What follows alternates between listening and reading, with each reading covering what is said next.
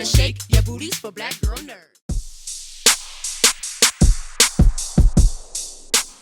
Our friend Mike Banning takes a licking and he keeps on ticking, doesn't he? I like that. Yeah, he just keeps on going. How would you say he's evolved in this latest version of the Has Fallen series? Well, we wanted to really try and take it in a different direction. And we start now with a Mike who's popping pills, who is struggling. He has a lot of scars and a lot of bruises. And the doctor's saying, you got to be careful because anything that happens to you now, and you could be in a wheelchair for the rest of your life or brain damaged, and that's something that he has to hide from people. So he's not doing his job properly. He's not being the man that he should be in his family. It's for the right reasons because he doesn't want to leave. He doesn't want to leave the field, and then all of that gets turned to crap in the end because the whole world turns against him and he ends up on the run being blamed for trying to kill the president. So he's already struggling, and now he has the biggest struggle he's ever had to come up against.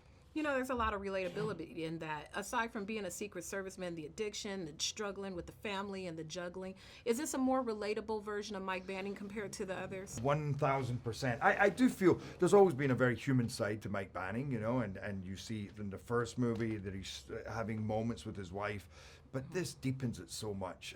Just that, what you have to go through and the job that you do, how do you, as you say, juggle your time with your family, and what the service takes out of you, and all of that, and then also his relationship with his father and having to go find him, and you realize how much that's affected him in the past. So I think you take a way more personal, emotional journey and feel the heart of him and the story way more in this. The timing of this film is pretty apropos. We have a lot going on in this country in terms of politics and people.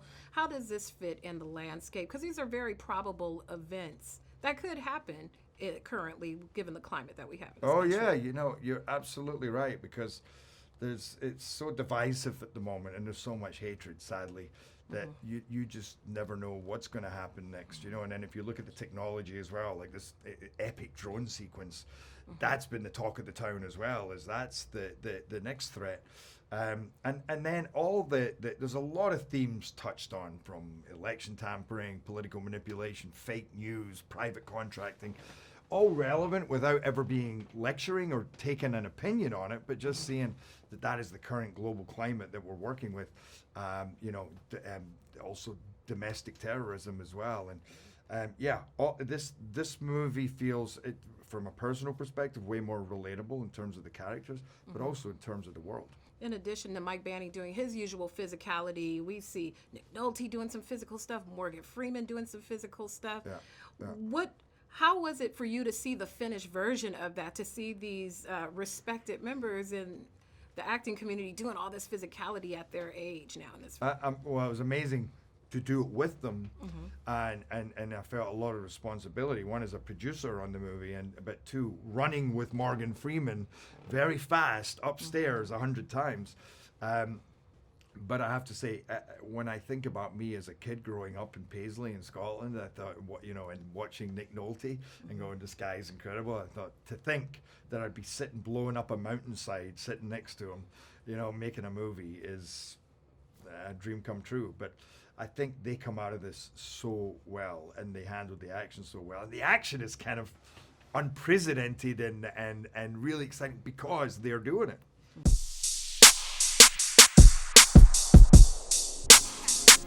Better shake your booties for black girl nerds. Better shake your booties for black girl nerds.